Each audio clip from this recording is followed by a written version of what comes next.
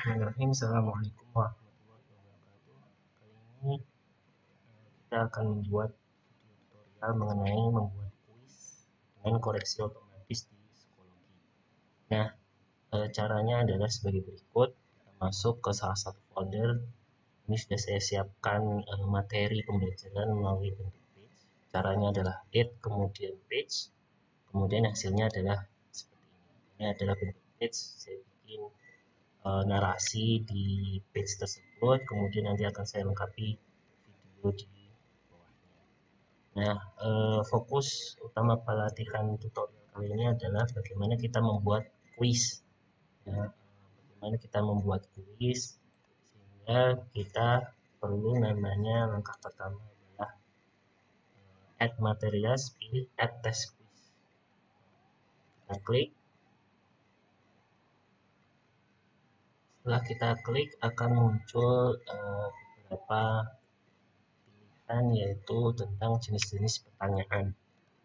Jadi pertanyaannya sebelum kita ke ini, kita isi dulu data terkait tes tersebut, terkait tugas dan kuis, kehadiran dan macam sebagainya. Nah, kita isi nama tesnya, misalnya soal dan tugas kehadiran pertemuan ke-9 minggu.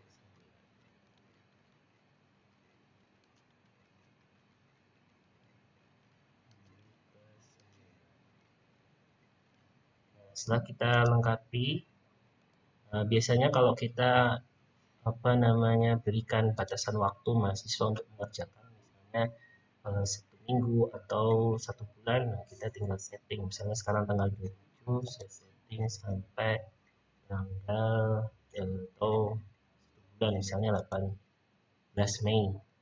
Kemudian kita klik kategori apabila kita memang ingin memasukkan sebagai nilai. Di sini saya mempunyai kategori tugas mingguan atau pertemuan. Kemudian yang lainnya bisa kita abaikan, kemudian kita langsung pilih create. Kemudian langkah terakhir klik create.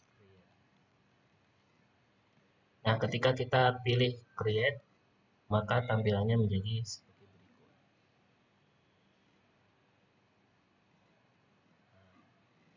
Langkah selanjutnya adalah kita add question, ya. Add question untuk menambah macam-macam pertanyaan yang bisa dikoreksi secara otomatis di psikologi. Klik add question. True false ini adalah bentuk pertanyaan benar dan salah. Kita klik, maka akan muncul tampilan seperti ini.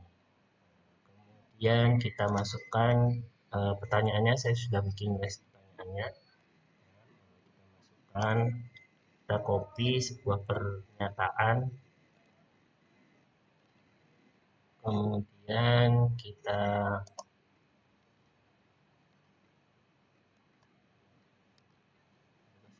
kemudian kita kasih kalimat benar atau salah. Kemudian jawabannya kita setting benar. Untuk subjektif ini kita tidak perlu isi, ya, karena kalau subjektif ini kita harus mengoreksi manual. Ini untuk memberikan waktu per soal. Ini biasanya dipakai untuk ujian tes bahasa Inggris. Jadi kita tidak perlu karena kita membuat waktu secara keseluruhan untuk semua soal. Kemudian kita klik add question.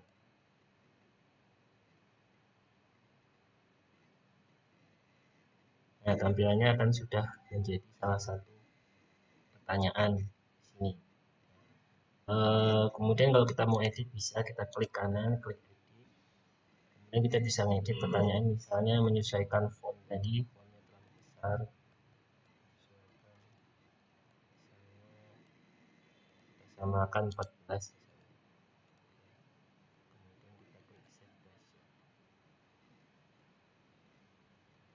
Kemudian tipe persoalan nomor 2 adalah pilihan ganda. Kita klik add question, multiple choice, pilihan ganda. Pertama kita masukkan soalnya di sini, kemudian pilihan ganda jawaban masuk di choice. Jadi saya sudah bikin soal untuk pilihan ganda. dan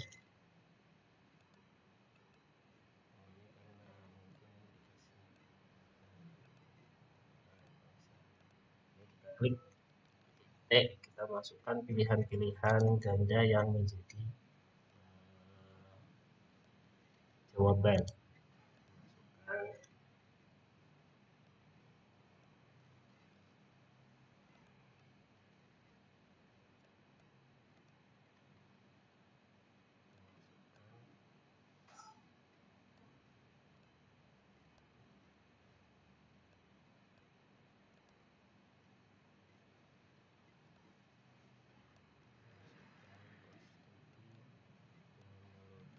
Kita bisa menambah pilihan gandanya dengan klik add. Nah, karena ini ada banyak pilihan, kita klik add beberapa teknologi, discourse analysis, dan research. Terakhir adalah ANP.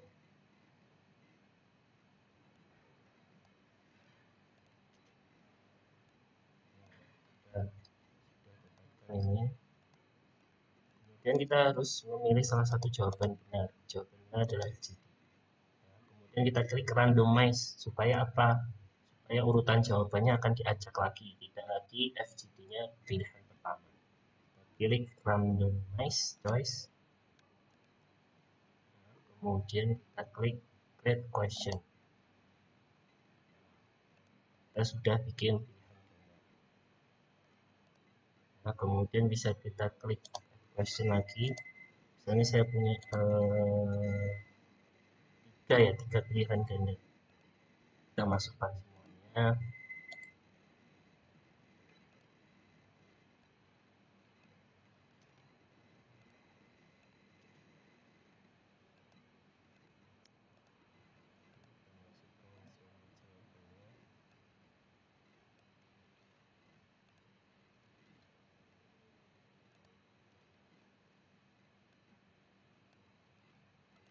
Terkait konten yang kita buat.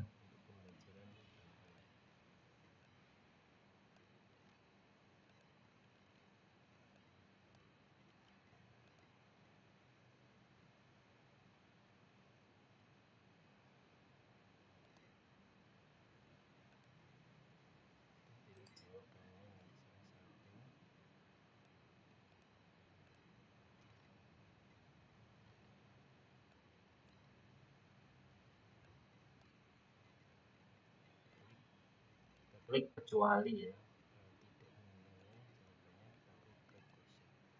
Tinggal satu lagi soal pilihan ganda yang ingin kita masukkan.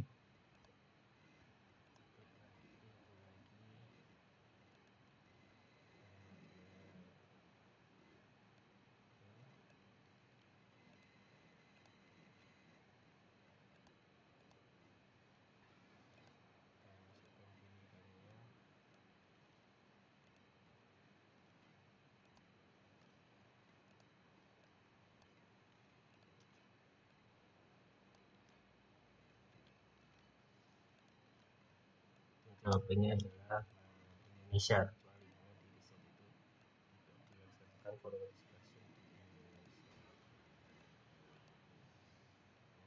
Klik randomize. Nah, kita sudah bikin 3 soal pilihan ganda dan 1 soal pilihan benar salah.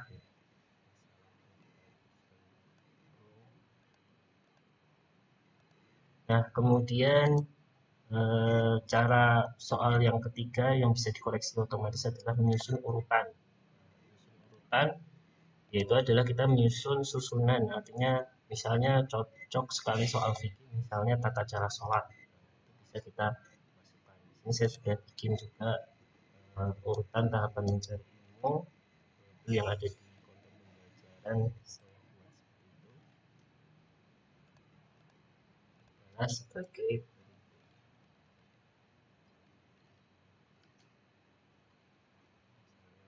Sebagai kemudian kita masukkan jawaban-jawabannya. Ini jawaban yang pertama. urutan kedua, urutan ketiga, urutan ke.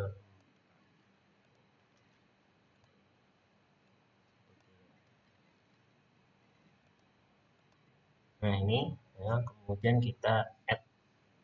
Ini kalau apa namanya partial credit itu artinya kalau dia benar satu bisa ada nilainya. Tapi kalau kita anggap semuanya itu nilainya sama satu, kita apa namanya berikan, misalnya kalau dia bisa menyusun dua benar maka bisa nilainya 2 atau 50%. Misalnya ada kategori 4 bisa kita tulis 4 di sini. Tapi kita anggap ini adalah satu langkah saja karena soalnya sudah banyak, complete question. Jadi anak-anak akan mengurutkan. Kemudian kita tambah satu lagi model short answer, jawaban terbuka singkat. Tapi ini tidak direkomendasikan. Jangan buat soal lewat ini karena ini akan memaksa kita untuk mengoreksi manual. Kalau mengoreksi manual, saran kita adalah memakai apa namanya add material, add assignment saja. Maka mungkin yang kita rekomendasikan adalah fill in the blank. Fill in the blank adalah jawaban singkat yang jawabannya itu harus tepat. Ini saya punya jawabannya. Nah, untuk langkah membuat soal apa namanya ini yang perlu diperhatikan adalah bagian jawaban kita harus ganti dengan bawah ya, underscore itu adalah letak jawaban, kemudian kita masuk. Jadi disinilah jawabannya. Kita masukkan jawabannya. Cuma kita harus yang hati-hati dalam ini karena ini sangat sensitif, maka kita perlu menyiapkan banyak jawaban. Artinya kalau anak-anak sangat mengetiknya salah satu huruf maka akan ini saya buat banyak versi, ada huruf kecil, kemudian ada huruf besar semuanya, misalnya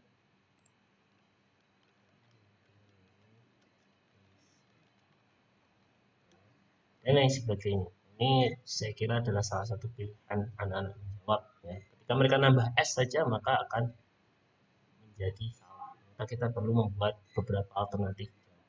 Kemudian langkah terakhir kita klik question.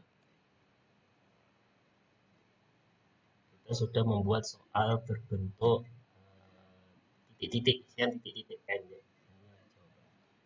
Kemudian kita add question lagi sebagai model soal terakhir yaitu matching atau menjodohkan.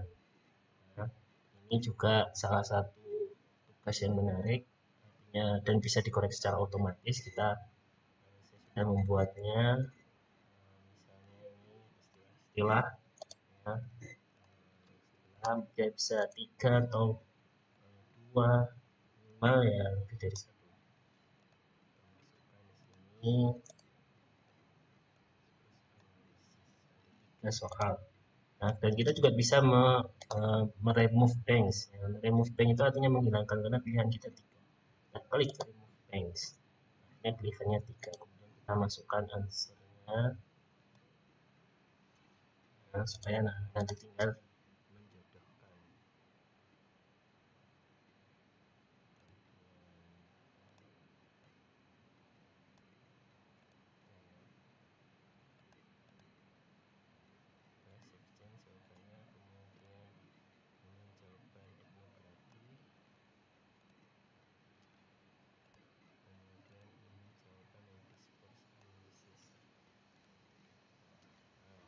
Kemudian keyword ini adalah beberapa kalimat yang kita aplikasikan saja, minimal anak-anak bisa menjadikan ini dengan ini, ini dengan ini, ini dengan ini. Terus kemudian kita klik create question.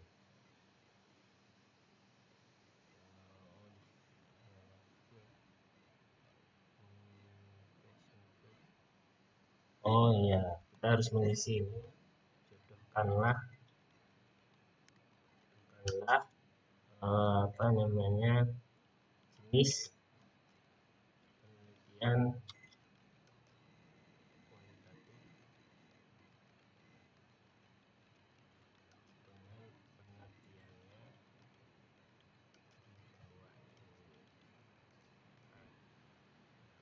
kita klik create question.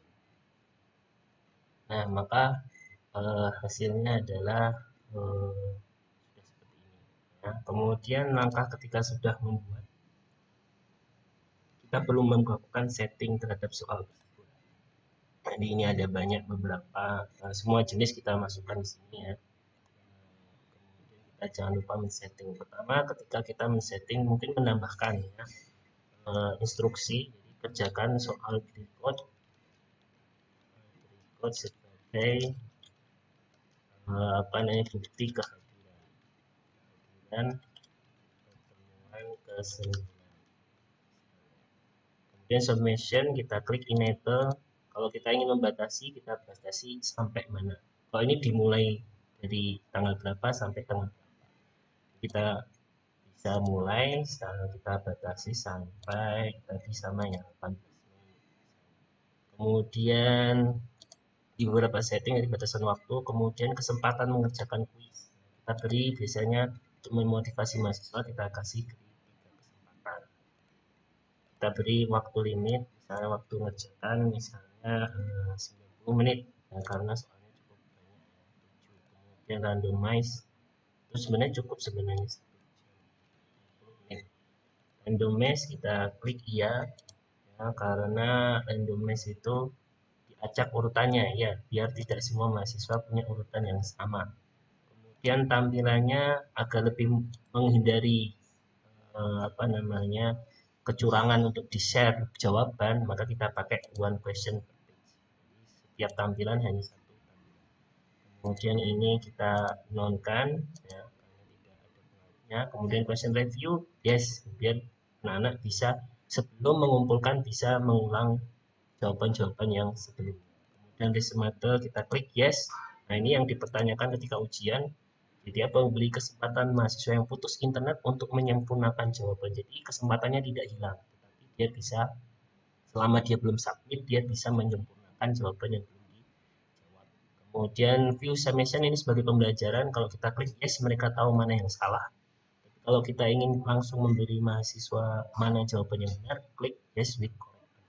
Nah, di sini saya pilih yes supaya mereka tahu mana yang salah. Kita klik save change. Kemudian soal kita sudah bisa dimulai dikerjakan oleh para mahasiswa. Nah, kemudian kita klik preview supaya kita mengecek bagaimana nanti tampilan ketika mahasiswa mengerjakan. Start new time, ada 3 kesempatan. Nah, ini ada ini. Nah, nanti tampilannya seperti ini, ada waktu di sini, kemudian 1 halaman 1 soal. Mahasiswa mengerjakan memilih pilihan ganda, kemudian next page, dan lain sebagainya, mengerjakan soal-soal yang sudah diacak oleh sistem. Kita tinggalkan previewnya. Kemudian untuk result itu adalah untuk mengecek nilai proses pengujian. Saran saya untuk klik result ini bisa juga apabila karena kita kadang diwajibkan untuk berapa mahasiswa yang hadir, klik dan saya klik gambar chart ya, untuk melihat statistik berapa orang yang mengerjakan. Ada di sebelah sini, kanan atas, sebelah kanan atas, gambar chart.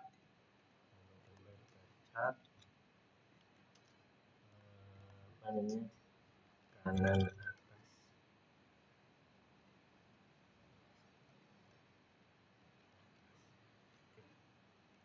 Kemudian kita klik sini, kita klik view stats untuk tahu berapa orang sih yang mengerjakan.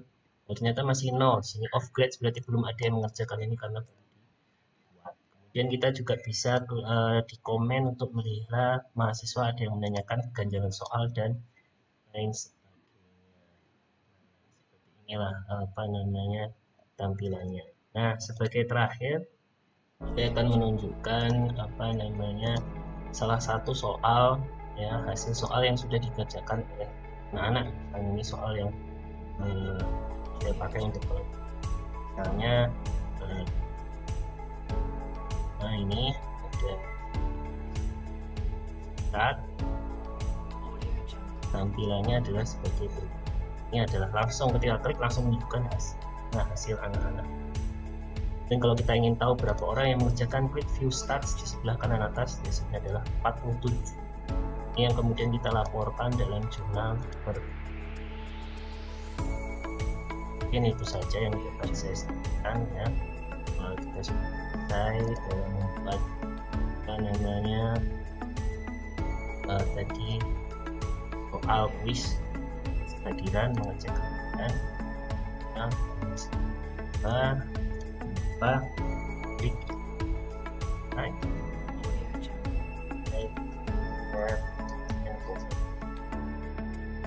apabila memang masih sampai tutorial selanjutnya. Assalamualaikum warahmatullahi wabarakatuh.